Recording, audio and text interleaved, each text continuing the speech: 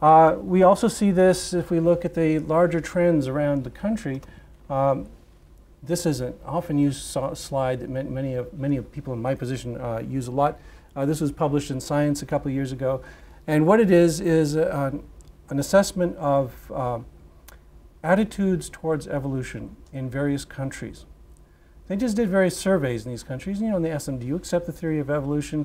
Do you accept instead the theory of creation, that God specifically created human beings, or are you unsure?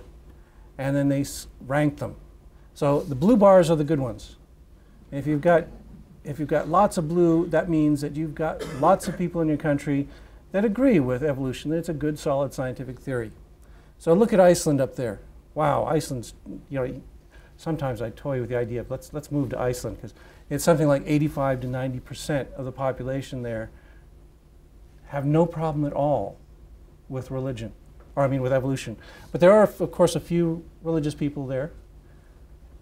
Fundamentalist religious people, there's a few, and so you got a little bit of red over there. That's a pretty good situation. Now, if you go through that list, you can go looking down and down and down, and you can go looking for the United States. We're way down there. We're second from the bottom. So the United States, in poll after poll, this has been a consistent result. About half the people in this country are creationists, and another half are willing to go along with evolution. That's not very good. That's kind of shocking if you think about it. Now this is an unrepresentative sample, but if you're just going out in the population at large, that means that half the people you meet are sitting there thinking that God created the earth 6,000 years ago. It's probably a bit smaller in this group. I always get these self-selected crowds that are a little different. Oh, one thing I gave this talk in Canada last week, so I had to add this bit because for some reason they forgot to include Canada in the list of countries. Canada's a little better than we are. They're about 50%, 58%, and I told them, yeah, this is typical. Canada's right in the middle. But, so this is one problem, public attitudes. There's a lot of people out there who are pretty darn certain that this very silly idea that the earth was created 6,000 years ago is true. Whoa, that's a worry. School teachers know this because if you teach evolution in the schools, there's a good chance you're going to piss off some parents who are going to come in and complain to you. Okay, the schools, that's another problem. This is also something from a couple of years ago. What it is a map illustrating the quality of school science standards, state by state. Now, almost all states in this country have what are called a set of science standards. This is part of the process of defining the curriculum, and they're really dreary things to read. They tend to be very abbreviated, but they cover a lot of ground. But they're very important because what they do is they say, for instance, if you're a 10th grade earth science teacher, it gives you a rough outline of the topics that everyone in that state is supposed to cover. So it's usually short. It's just a half a dozen items may be relevant there, where it will tell that 10th grade earth science teacher, well, you got to teach these things and this thing and this thing and this other thing. And you're supposed to cover that. It doesn't tell you how you have to cover them. It just says that these are the basic ideas that students ought to come out of this class understanding. And as you might guess, that's very important. It standardizes the curriculum across the country. It helps in transitions from grade to grade that teachers, in subsequent grades have a good idea of what their students should have been taught in prior classes. Now, what this is a map that illustrates how crappy some of the science standards are. The orange states are not very good. Uh-oh. We're in Virginia, aren't we? Yeah. Oh, I'm so sorry. Yeah, so as you can see, what often happens is in these science standards, there's usually a tussle. There's a real fight that oftentimes what people will do is try and stack the committees that are defining these standards to exclude certain things that they find offensive. And evolution seems to be one of those things that many people find offensive. So those orange states in this map, they don't talk about evolution at all.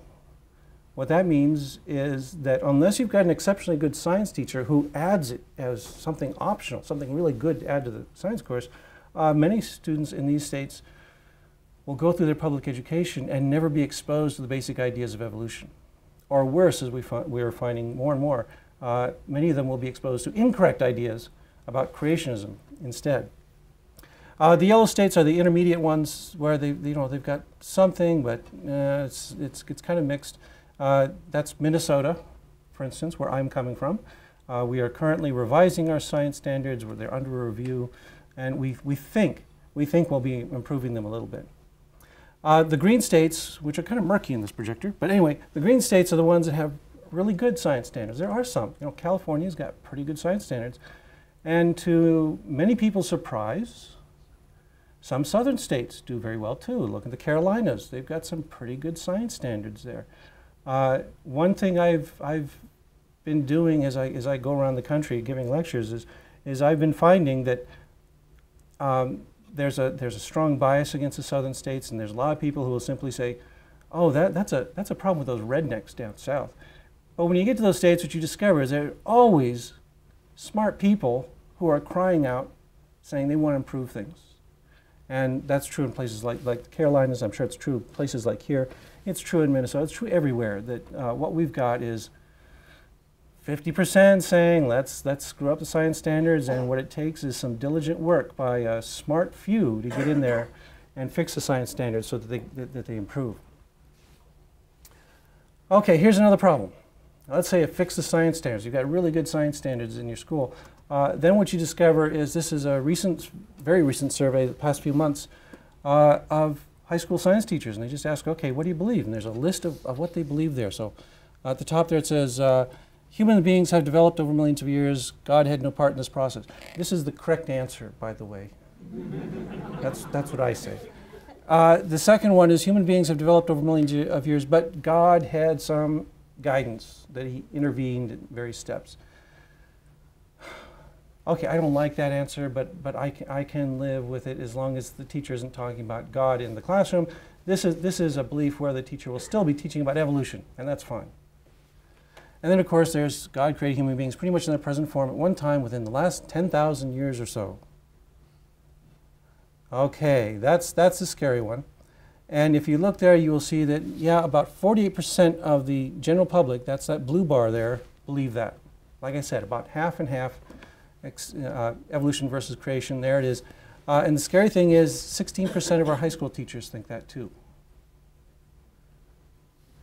All right, about half of our high school science teachers say that there was some intervention by God.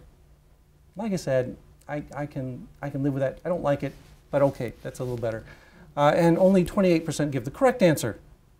Now, 25% rate that would be failing in any of my exams, but this is the state of our science standards right now. Okay, so this is a worry. That even if you do implement good science standards in your community, what will the science teachers do with that? In my own little town, which is nothing like this one, I live in a town with 5,000 people in it. We have a high school, we have a grand total of 2 science teachers, and one of them is a creationist. She believes the Earth is 6,000 years old, and she has told her students that evolution is just like Harry Potter. And by that she implies it's both wrong, it's fantasy, and it's evil. So this is pretty bad.